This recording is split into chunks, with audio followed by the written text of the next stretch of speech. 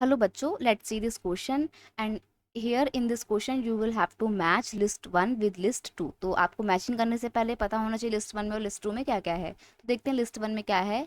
Consumer exploitation, consumer protection, consumer duties and consumer rights. Okay, consumer से related कुछ बातें हैं कि कंज्यूमर का एक्सप्लॉयटेशन क्या होता है, प्रोटेक्शन क्या होता है, ड्यूटीज क्या होता है, राइट्स क्या होता है।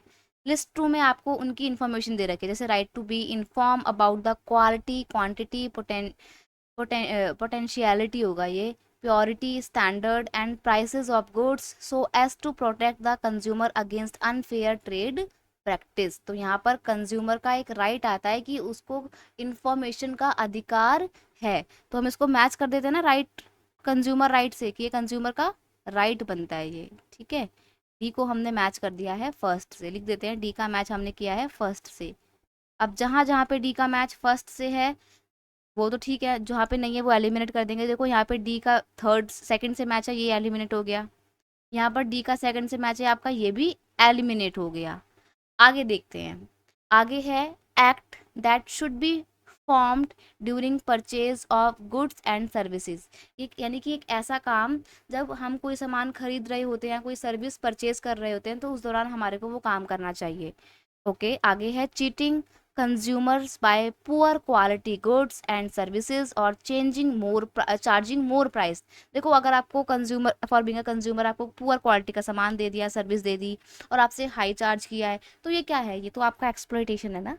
तो आप इसको कंज्यूमर एक्सप्लॉयटेशन से मैच कर दोगे। जो आपको समझ आ रहा है उसको करते चलो, ठीक है। आगे देखते हैं, the practice of safeguarding consumer of goods and services against unfair trade practices in the market. यानी कि कंज्यूमर को सेफ्टी प्रोवाइड करना, किससे, ऐसे गुड्स एंड सर्विसेज के अगेंस्ट में जिसमें अनफेयर प्रैक्टिस शामिल हो या मार्केट प्लेस में माल प्रैक्टिस शामिल हो, तो उनसे कंज्यूमर को सेफ्टी प्रोवाइड करना। तो ये क्या है, ये कंज्यूमर का प्रोटेक्शन है।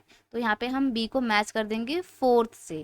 कंज्यूमर ड्यूटी क्या होती है, जब भी आप कोई सामान खरीदते हो तो आपके कुछ कर्तव्य बनते हैं, आपकी कुछ ड्यूटीज होती हैं, कि यानी कि आप वो काम, जब आप कोई सर्विस या कोई सामान खरीद रहे हो तो जो काम आपको करना पड़े वो आपकी ड्यूटीज होती हैं। इसका एग्जाम्पल मैं आपको देती हूँ, जैसे आप कभी जाते हो मेडिसिन लेने के लिए, ठीक है, मेडिकल स्टोर में कभी मेडिसिन लेने जाते हो, तो आपकी ड्यूटी क्या बनती है कि आप उस मेडिसिन की एक्सपायरी डेट, मैन्युफैक्चरिंग डेट, वो सब कुछ पढ़ लें। ठीक है, उसका क्या प्राइस है, एमआरपी रेट क्या है, वो भी आपको पढ़ लेना चाहिए, ताकि दुकानदार आपसे ज़्यादा चार्ज ना करे। ठीक है, और साथ ही साथ जब भी मेडिसिन लेने जाओ या कोई भी प्रोडक्ट लेने जाओ, तो उसका ना कैश मेमो यानी कि उसका बिल जरूर लेना चाहिए, ताकि मान लो कल को अगर आपका आपका वो प्रोडक्ट सही नहीं निकला, तो आपके पास में एक एविडेंस तो होता है ना कि आपने वो पर्टिकुलर प्रोडक्ट उसी दुकान से खरीदा था।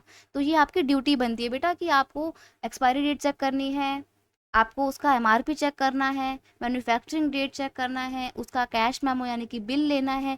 ये कुछ बेसिक ड्यूटीज़ हैं आपकी, जो आपको डेली प्ले करनी चाहिए अगर आप कोई भी सामान डे टू डे में खरीदते हो। स्पेशली मेडिसिन लेते टाइम तो अपनी ड्यूटीज़ को ज़रूर ध्यान में रखना आपको चाहिए। ठीक है, तो हम देख लेते हैं हमने मैच क्या किया था। हमने तो सिर्फ डी का ही लिखा है, बाकी हमारे को बी और सी में से कोई सा एक ऑप्शन ऑप्ट करना है। ओके, देखो बेटा, ए का फर्स्ट मैच हमने किससे करा था, ए को हमने मैच किया था थर्ड से। ठीक है, बी को हमने मैच किया था किससे, बी को हमने मैच किया था कंज्यूमर प्रोटेक्शन को फोर्थ से। सी को हमने किससे मैच किया था, कंज्यूमर ड्यूटीज को, कंज्यूमर के एक्ट से, जो उसको सामान खरीदते टाइम करने चाहिए।